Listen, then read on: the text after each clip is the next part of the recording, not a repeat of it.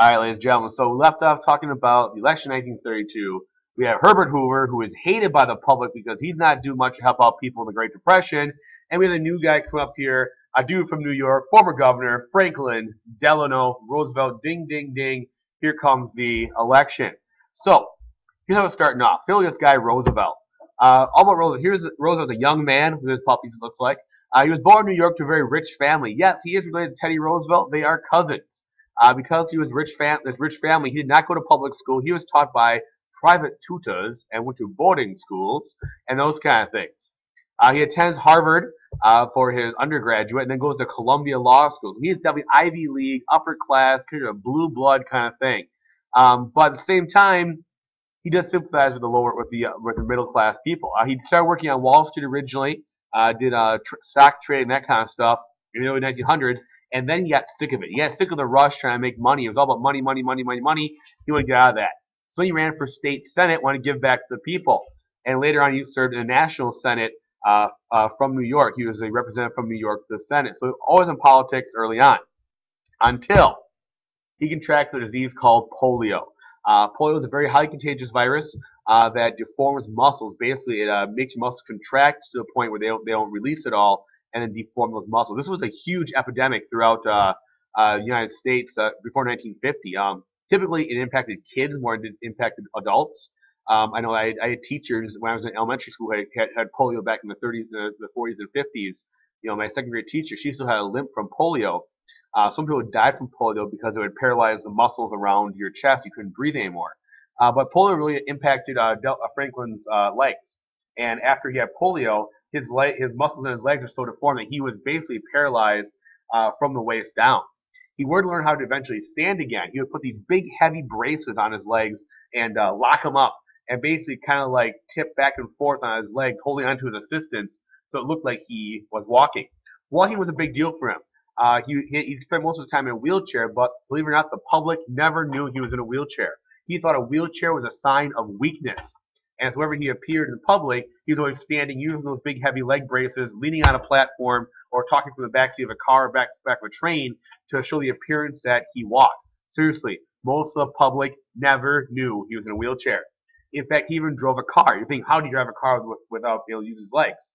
His car has special hand controls, a throttle for a gas pedal, a hand brake, almost like on a motorcycle, you will. He had put together for his car so he could drive or appear to be driving. The picture you see right here is probably the only picture that we know of with Roosevelt where he's in a wheelchair. Very, very few photos show him in a wheelchair. What he ran on his presidential platform was called the New Deal. Sounds great, right?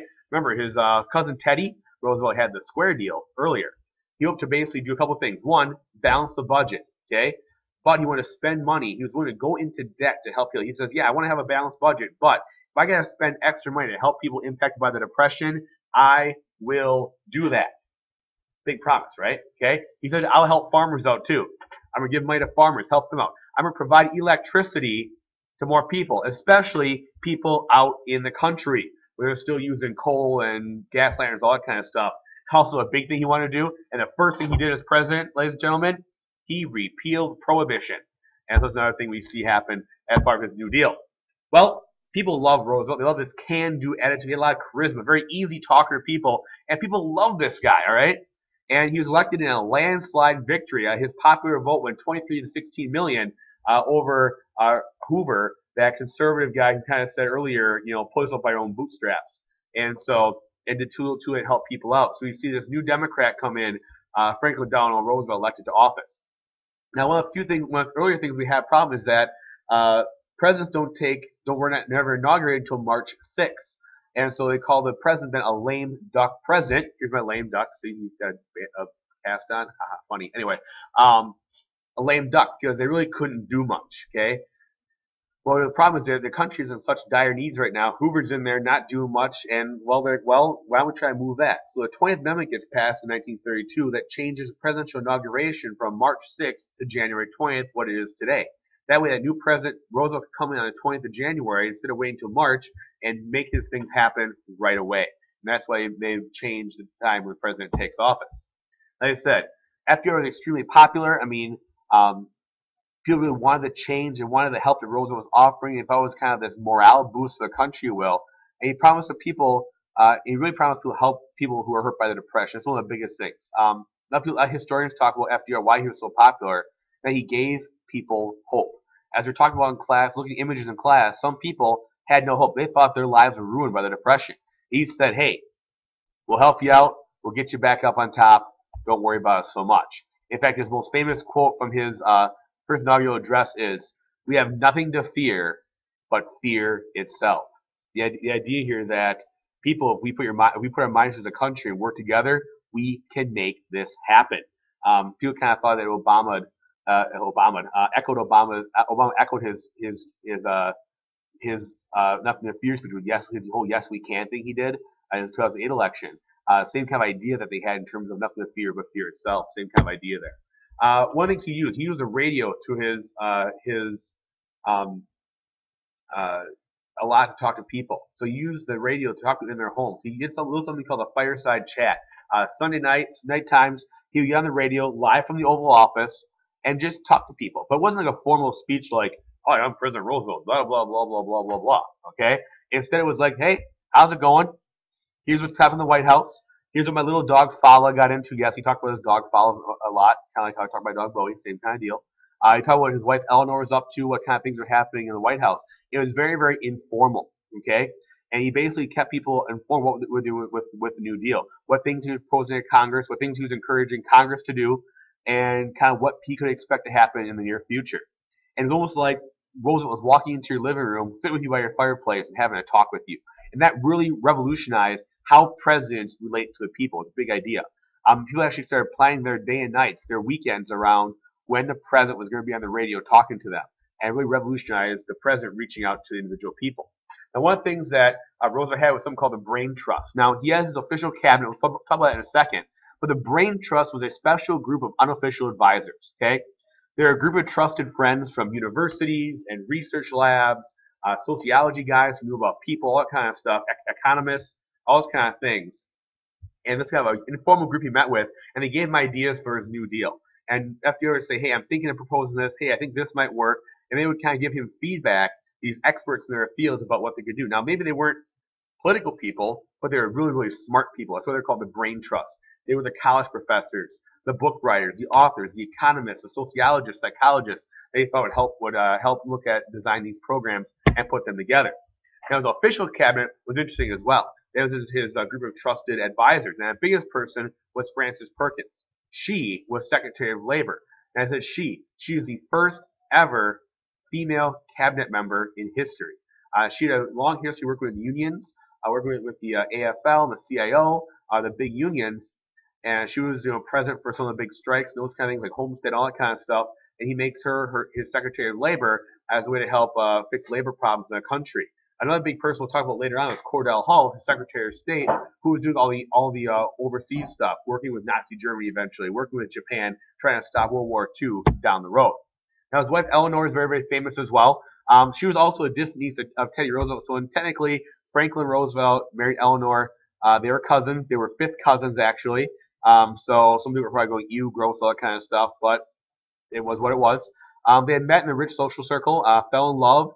Even though FDR parents forbid him to marry her, they said, no, you're not marrying her, and he did it anyway, just because he felt so from Eleanor. And Eleanor really stayed by his side. FDR was known to have affairs. He was found to have affairs. He hooked up with his secretary early on in his career, and Eleanor stayed with him through the whole thing. She may not forgave him, but she definitely stuck with him for both his political career and their 5 kids. So it's kind of one of those situations. Now, the affairs were never public until after FDR dies. It was released just a while ago. A big series on FDR on PBS I watched. But she really stayed with him through his entire thing. It was really a huge part of his cabinet. She was really involved in representing FDR with the union. She was big involved with labor. She was big for civil rights. She was definitely a person who worked with civil rights for FDR, with African Americans, with women. When FDR got sick, she took care of him. All those kind of things was a big part of it. And one thing she also did was help level the playing field for women in men's fields, especially journalism. A lot of times female reporters would never get a chance to talk with the president. And so Eleanor Roosevelt put aside special time just for female journalists to talk to her. And that way, those female journalists got the stories and the scoops. They bring it to their papers. She a lot of things said for the civil rights movement, especially during World War II later on, for women's rights, all this kind of things. She really championed and campaigned, did a lot of things for the Roosevelt White House. She was more than just a pretty face kind of thing, as some first ladies had been in the past. She definitely got more involved in what was going on. Now, what was New Deal actually supposed to do? There's 3 R's: recover, relief, and reform. So by recover, it's supposed to, 1, stop the depression, help the country get moving again. So the programs are going to try and get the economy slowly back on track. Relief was help people. People lost their jobs, lost their houses, all that kind of stuff. Do welfare, job programs, get people back to working. And the last thing then was reform. Make sure another depression doesn't happen. Fix the problems with banks, stock markets, all that kind of stuff, and make sure things are fixed. So what was New Deal supposed to do? 3 R's: recover, relief, reform. Remember that. It might be on an assignment we do a little bit later on. Now, Roosevelt's first 100 days are very, very important. He tried to push as many new laws through Congress as he could as part of his New Deal. One of those things was repealing prohibition. Today, we always look at a president's first 100 days to see how good he's doing. And a lot of bills he pushed for were about the New Deal. One of the first things, besides prohibition, was a bank holiday. He literally shut down all the banks and had the government go in and inspect them, make sure the banks were doing stuff right, make sure the banks were loaning stuff out right, so that when the banks reopened, they were healthy and they weren't going to cause another depression down the road. Kind of one of those relief and reform kind of ideas, fix the problems in the banking.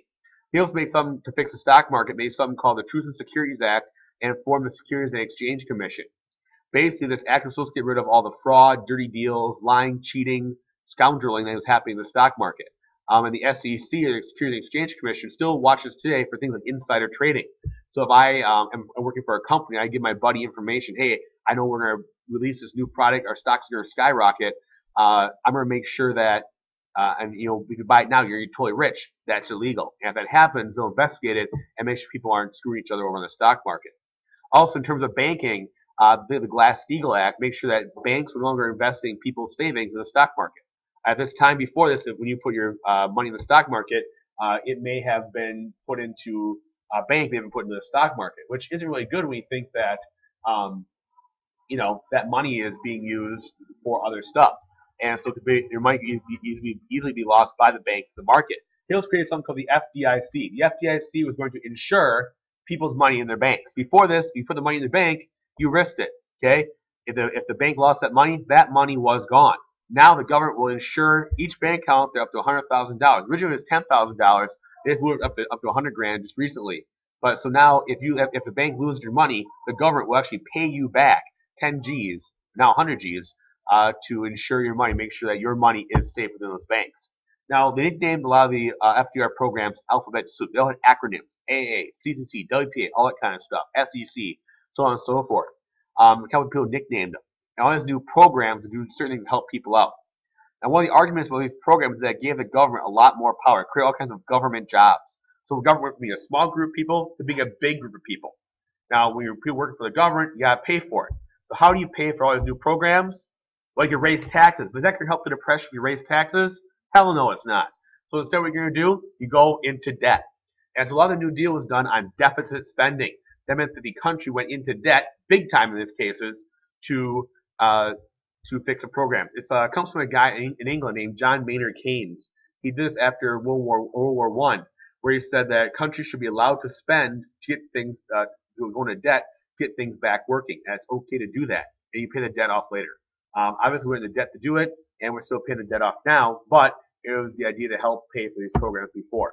All right, guys, that's the end of the notes for now, except on the second page here, we have a list of some FDR programs. So you have to look up the FERA, CCC, Public Works Administration, the National Industry Recovery Act, AAA, which is an Agriculture Adjustment Act, not the car thing, and TVA, the Tennessee Valley Authority. You guys got to look those up, explain what they do, what they're used for, if they're a Relief, Recovery, Reform Act as part of your notes as well. So please make sure it's all taken care of for me for Friday. That'd be the 30th, ladies and germs. Thank you very much. We'll see you then.